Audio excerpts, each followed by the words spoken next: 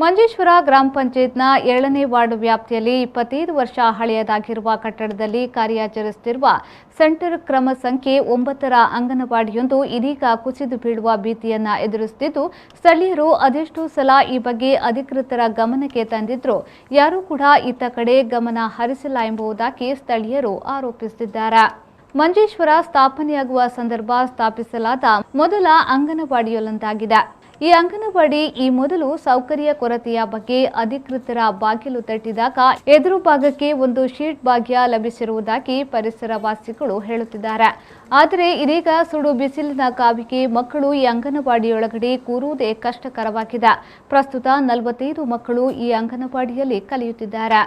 ಕಳೆದ ಮಳೆಗಾಲದಲ್ಲಿ ನೀರು ಸೋರಿಕೆಯಾಗಿ 1 ಅಡಿ ತನಕ ನೀರು ತರಗತಿಯೊಳಗಡೆ ಕಟ್ಟಿ ನಿಂತಿತ್ತು.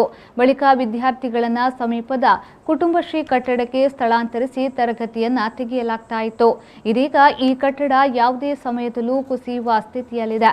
ಕೂಡಲೇ ಎಚ್ಚೆತ್ತು ಅಂಗನವಾಡಿ ದುರಸ್ತಿ ಕಾರ್ಯಕ್ಕೆ ಅಧಿಕೃತರು ಮುಂದಾಗಬೇಕಾಗಿದೆ. പഞ്ചായത്തിൻ്റെ 7ാം വാർഡ് മച്ചമ്പാടി സെൻട്രൽ നമ്പർ 9 അംഗനവാടിൻ്റെ കാര്യമാണ് പറയുന്നത്. ഈ അംഗനവാടി ഗ്രാമപഞ്ചായത്തിന് ആദ്യകാലം ഉണ്ടാക്കിയ ഈ അംഗനവാടി ഒരു അംഗനവാടിയാണ് ഈ അംഗനവാടി.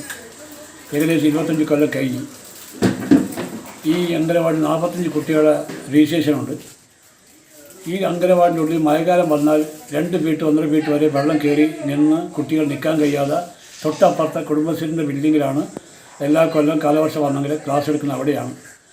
ഇപ്പോൾ ഇക്കൊല്ലം വീണ്ടും ഇവിടെ ചൂട് വന്നപ്പോൾ ഈ ചൂട് സഹിക്കാൻ കഴിയാതെ 5 ഫീറ്റിന് മേലെയാണ് ഈ സിമെൻറ്റ് ഷീറ്റ് ഇട്ട് കൊടുത്തിരിക്കുന്നത്. ഈ 5 ഫീറ്റിനിടയിൽ നിൽക്കുന്ന കുട്ടികൾക്ക് ചൂട് സഹിക്കാൻ കഴിയില്ല. എല്ലാ ദിവസവും കുട്ടികൾ മുറവിളി വിളിക്കുന്നു. ഇവിടേക്ക് എയർ പുറത്ത് വരുന്നില്ല, കാറ്റ് വരുന്നില്ല. ചൂട്, ഈ മഴക്കാലം വന്നതിൻ്റെ വെള്ളം, ഇതൊക്കെ വലിയ പ്രശ്നമായി മാറിക്കൊണ്ടിരിക്കുകയാണ്. ഇക്കൊല്ലം മഴ വരുന്ന മുന്നേ ഈ ബിൽഡിങ്ങിന് സംവിധാനമാക്കിയില്ലെങ്കിൽ ഈ ബിൽഡിംഗ് പൂർണ്ണമായി നശിക്കാൻ സാധ്യതയുണ്ട്, അപകടം വരാൻ സാധ്യതയുണ്ട്. നമ്മൾ നേരത്തെ നിരന്തരമായി ഡിപ്പാർട്ട്മെൻറ്റോട് കാര്യങ്ങൾ ശ്രദ്ധിച്ചാണ്.